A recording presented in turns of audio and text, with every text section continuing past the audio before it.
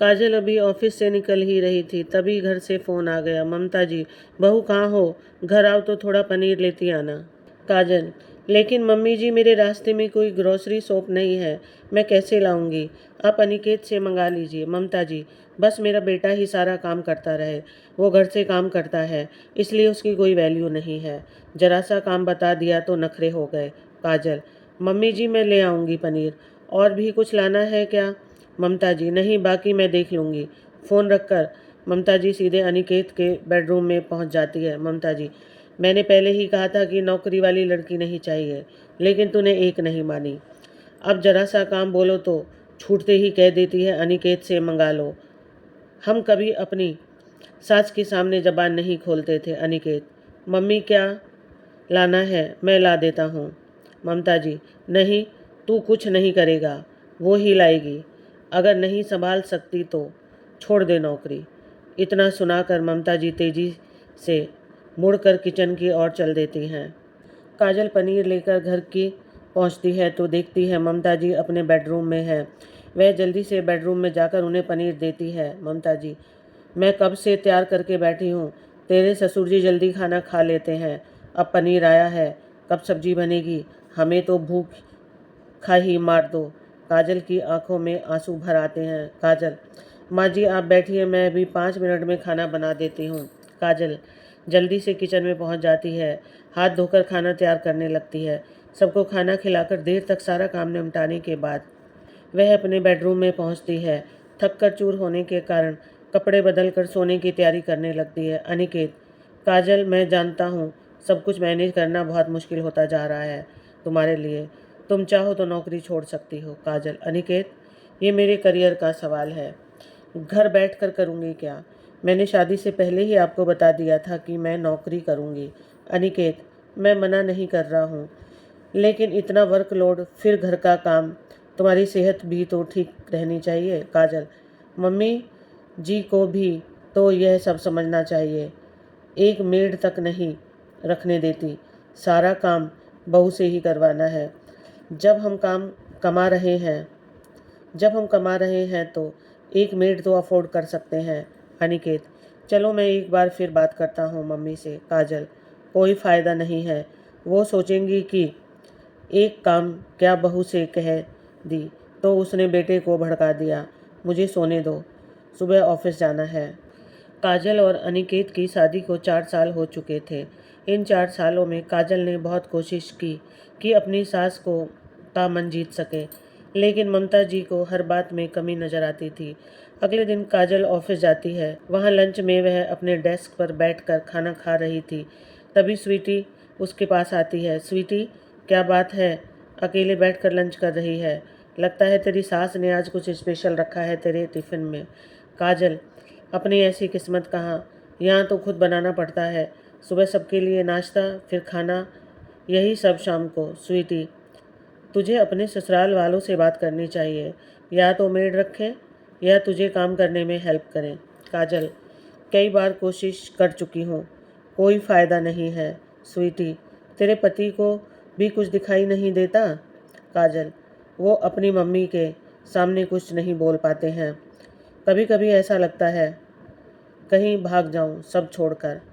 तभी उसे कॉल आती है, बॉस ने कैबिन में बुलाया था। बॉस, काजल तुम जिस प्रोजेक्ट पर काम कर रही थी उसमें कुछ प्रॉब्लम आ रही है, तुम्हें उसे ठीक करने के लिए 1 वीक के लिए बेंगलोर जाना पड़ेगा। काजल, लेकिन सर मैं कैसे जा सकती हूँ? बॉस, तुम चाहो तो किसी को अपनी हेल्प के लिए ले जा सकती हो, जिसे भी चाहो, लेकिन प्रोजेक्ट कंपनी के लिए बहुत ज़रूरी है, हम रिस्क नहीं ले सकते, वहीं जाकर सब ठीक करना होगा। ऑनलाइन सपोर्ट से काम नहीं चल रहा, क्लाइंट ने बोला है, नहीं तो प्रोजेक्ट कैंसिल हो जाएगा। काजल, ठीक है सर, कब जाना है? मैं अपने साथ स्वीटी को ले जाना चाहती हूँ, उसने भी इस प्रोजेक्ट पर काफ़ी काम किया है। काजल शाम को घर आकर अनिकेत को सब बताती है। अनिकेत, ठीक है, कोई बात नहीं, बस एक बार मम्मी को बता देना। काजल ममता जी को बताने उनके कमरे में जाती है। ममता जी, ये क्या कह रही हो बहू, तुम्हें हमने नौकरी करने की परमिशन दे रखी है, इसका मतलब ये नहीं कि अकेले सैर सपाटा करने चली जाओ, यह सब नहीं चलेगा। मना कर दो या जॉब छोड़ दो। काजल, लेकिन मम्मी जी बहुत ज़रूरी प्रोजेक्ट है। ममता जी, हमने भी दुनिया देखी है, यह सब बहानेबाजी हम अच्छे से जानते हैं। काजल, मम्मी जी मैं कोई बहाना नहीं बना रही हूँ, आप जो समझो, लेकिन मुझे जाना पड़ेगा। काजल यह कहकर वापस अपने बेडरूम में आ गई। ममता जी पीछे पीछे आकर अनिकेत को डांटने लगी। ममता जी, बेटा हमें वृद्धाश्रम भेज दे, जब बड़ों की कोई इज्जत नहीं है तो क्या फ़ायदा यहाँ रहने का, फिर तुम दोनों सैर सपाटा करते रहना। अनिकेत, मम्मी वो सैर सपाटा करने नहीं जा रही, ज़रूरी काम है, मैं समझता हूँ, मुझे भी कभी कभी जाना पड़ता है। ममता जी, तेरी बात अलग है, बहू ऐसे नहीं जा सकती, तू सोच ले, अगर तुम्हें अपनी मनमानी चलानी है तो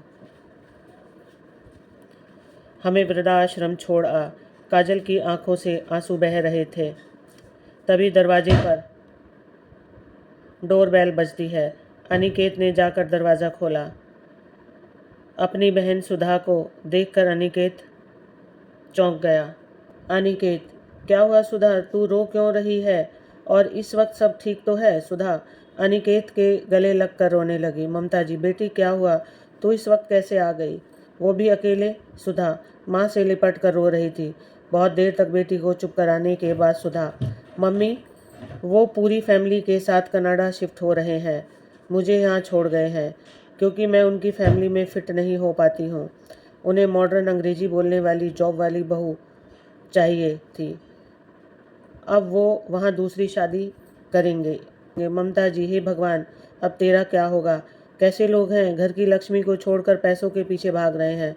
तभी ममता जी के पति सुधांशु जी ने कहा, सुधांशु जी, वहाँ ममता एक तरफ बेटी के नौकरी न करने का अफसोस और दूसरी ओर बहू के नौकरी करने का अफसोस, दोनों बातें सही लगती हैं। अपनी बेटी के लिए कुछ और बहू के लिए कुछ और। ममता जी की आंखों से आंसू बह रहे थे।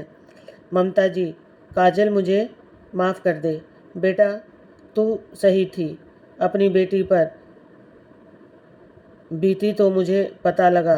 काजल, आप चिंता न करें मम्मी जी, मैं बेंगलोर से आकर दीदी की जॉब के लिए कोशिश करूँगी, साथ ही हम केस भी दर्ज कराएंगे। ममता जी सोच रही थी, जैसी भी है बहू सबको निभा तो रही है, साथ ही नौकरी और घर दोनों मैनेज कर रही है। काजल सोच रही थी, ससुराल जैसा भी है लेकिन सब साथ तो हैं, थोड़ा एडजस्ट करने में क्या बुराई है। राधे राधे।